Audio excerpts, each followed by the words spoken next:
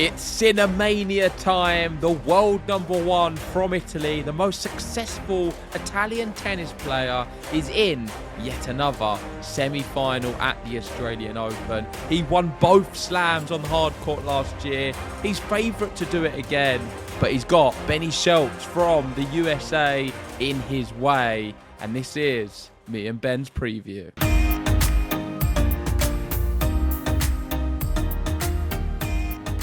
Jannik Sinner, he's back again. He loved it so much last year at the Australian Open that he's decided to come to the semi-finals once more.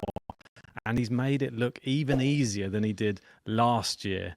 And you could say this semi-final opponent is maybe even easier than last year. You had Djokovic in the semi-finals last year. He's got Ben Shelton in the semi-finals this year. But Ben Shelton is a player who's beaten him before, isn't he, JG? A long time ago, 2023 in Shanghai, before Sinner was sick. And I don't think you can really count it because Sinner turned into a beast after that moment and has never looked back. He's not dropped a set in Vienna against him, at Indian Wells, at Wimbledon or Shanghai last year. And they've played, like I said, 3 times last year. They kept appearing together in the draw and Sinner demolished him every single time. This is in a Grand Slam. Slightly different. Obviously, it was Wimbledon, but this is a hard court slam. This is Jannik Sinner's bread and butter. He is the best hard court player in the world right now. And I'm allowed to say that because I don't think any Djokovic fans are watching, hopefully, before they attack me in the comments. The stats speak for themselves. But you've got to look at it statistically. He's just been the best player. And I think I saw even, Goran Ivanisevic was saying to the media that he believes that Sinner's the best player, but Novak is Novak. That was his ending quote. And with Novak, we've seen what's happened. Anything's possible. But let's not look too far ahead. We need to speak about this one. Ben Shelton, Jannik Sinner. What do you think, Ben? Well, based upon, if we look at their quarterfinal matchups, Jannik Sinner, it's hard to even take much data from it because it looked so easy, and it's hard to work out if Alex de Minaur was below par, or was it just the fact that Jannik Sinner is just that good right now. It was a perfect performance, I would say. There was barely any unforced errors that I could see that were affecting the match, and he did it at a canter. It wasn't even 100%. Didn't need to get out of second gear to beat Alex de Minaur. And bear in mind, this is a top 10 player in the world. Yeah. Ben Shelton is 21 in the seeding, so he's going down the seeding, but this is somebody with more power, and that's the one thing which de Minaur was lacking, and it's the one thing that can unlock some potential break points, that type of thing with Jannik Sinner, and you need to hold your serve well. So to get to a tie break, something like that, well, let's say get to a tie break against Sinner, that's sort of like a poison chalice. He sort of wins all of those anyway. But if you were to get there, at least it's a bit of a shootout, and you might be able to nick a set off of him. Many have tried, many have failed, and I feel that this is a very, very uphill battle. Ben Shelton is at 10-1 on the bookies to beat Jannik Sinner, and Jannik Sinner's at 1.05 for a Grand Slam semi-final. I mean, it's just insane. Yeah, nobody's looking past a Sinner victory. But you mentioned the right thing. Power is key. And Alex de Minaur, as much as he's a fantastic player, I am very sad to say that Alex de Minaur will never beat him. It's not possible. He doesn't have the power. He doesn't possess the power to defeat Jannik Sinner. It's 10 matches in a row he's beaten him. He's never lost to de Minaur. It's 22-1. It's utter domination. And we know he's a great player, top 10 player. The difference is with Ben Shelton, he is a powerful player. We know he's got a rocket of a serve, not on average, but from time to time. You'd say Zverev probably serves at a more consistent, average, higher pace. But Shelton has a bomb within him at any moment, and he can unleash them first or second serve. And when they find the court, nobody can stop them. I don't think even Jannik Sinner will be able to stop some of the very top Ben Shelton serves. Even in the rallies, I feel he possesses more power than an Alex de Minaur. So I'm really keen to see if he can raise his level higher than he's ever done before. He does lack consistency. He does make too many unforced errors. And that's where in the past, Sinner's just picked him off. Yeah. And I think the big thing when you're playing someone like a Jannik Sinner, which didn't used to always be the case, is you have to now hit the lines, really, to be able to try and hit winners against him. And that's where it becomes dangerous, when you're a little bit, I'd say, erratic, like Ben Shelton can be sometimes. You end up trying to hit them and then you end up going wide. Then the unforced error count mounts up because Jannik Sinner is so good at getting the ball back into play, and he turns defence into attack. That's the one thing we saw against de Minaur today.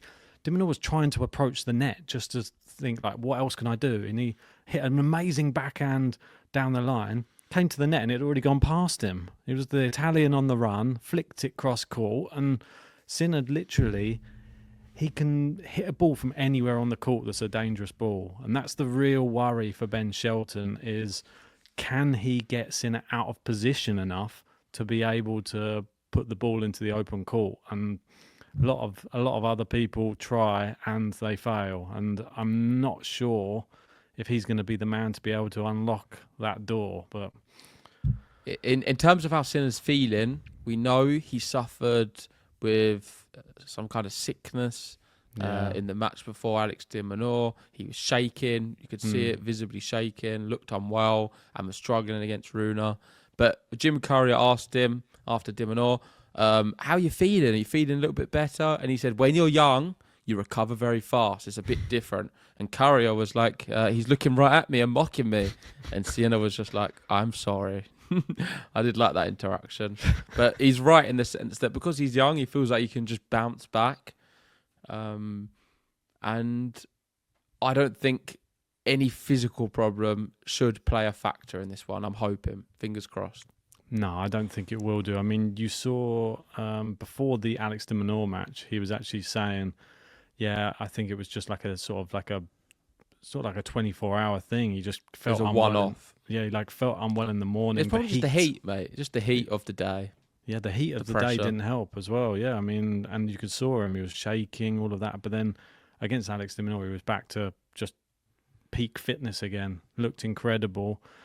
The one thing I'll say about Ben Shelton, which we have to look at as a good takeaway of what he can do, in that quarterfinal against Sonego, he has the best differential out of all the people in the quarterfinals for winners to unforced errors. 54 winners and only 33 unforced errors against Lorenzo Sonego.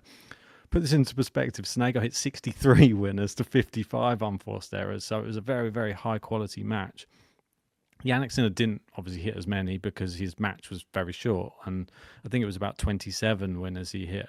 But still, somebody with the ability to hit winners that frequently, that could play a factor. And he's going to have to shorten the points, Shelton. He's going to have to go for a lot and risk a lot in this semi-final. Yeah, for sure. And I don't know if you've got any more tweets, but I'm ready for my prediction if you want to go straight to it. Let's just have a look at who they played on their route to the semi-final first. Ben Shelton, it was Nakashima straight sets, Carreño Busta in 4, Musetti in 4. Then Gael Monfils retired after the third set, and then it was Sonego in 4. So he hasn't been the distance at all, which is a real credit to him because some of those matches were actually really tough. The Musetti one's tough. Yeah, I agree. And I think we know Jannik Sinner's dropped a set to Schoolkate in the second round and dropped a set to Runa in the round of, the fourth round, that one. Yeah, so only 2 sets dropped on the way to the semi-finals for Jannik Sinner. Schoolkate actually had a pretty good, he was one of the better matches against Jannik Sinner, which is crazy, isn't it, to think that? He did better than de Minaur, his own countryman. But, no, stop. But I'm not reading into any of this, and it's not going to influence my decision on the prediction. It's 4-1 on the head-to-head with Jannik Sinner, and I'm going to go straight with it, Ben. My prediction is Jannik Sinner is going to win this match. I will eat my hat if he doesn't. I'm almost convinced. And I need it. I need a Jannik Sinner in a final because Novak Djokovic will wipe the floor with Ben Shelton in the final. With Sinner, I'm not so sure he will. I'm hedging my bets, and I need Jannik Sinner there. Not just that, though. It is coming from a place of love for Sinner. I do love him as a man. I think all of the stuff off court is very unfortunate, and I hope it can be resolved very soon. But he's extremely likable, his character, and his tennis is breathtaking. Like, there's so many times I watch him, and I'm just like in awe, because if you was teaching a young kid how to play, you would model it on Jannik Sinner. It is at times perfect. So I see Jannik Sinner winning this match, and I think it's going to be in 3 very tight sets.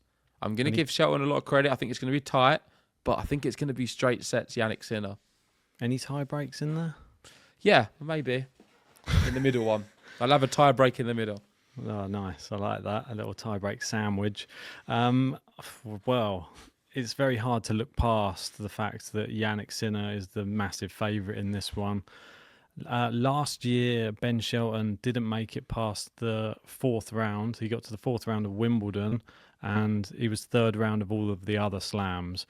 The year before that, in 2023, he had quarterfinals at the Australian Open and semi-finals at the US Open. I feel like he's growing as a player right now. I think that the matches that he had, some people say, it was like an easy... I think that they were still difficult matches, and he won them convincingly. I think Ben Shelton, he's going to give him a real match early in this match. And I think the first 2 sets will be split, and I think we'll get 1 set all. But I just don't think he can hang with Jannik Sinner. And I think that Jannik Sinner will gradually work him out, break him down, get the serves back in play, and it will be Sinner in 4. Okay, well, there we go. You've heard Ben's prediction. You've heard mine. Let us know yours in the comment section below. Are you Team Shelton? Are you Team Sinner? And how do you see the sets going? I think it's going to be... it's got to be a Sinner win. I really don't see any other scenario. But I'm interested to hear what you guys have to say. If you haven't already, please hit the like button, subscribe if you're new, and we'll see you tomorrow for more tennis action.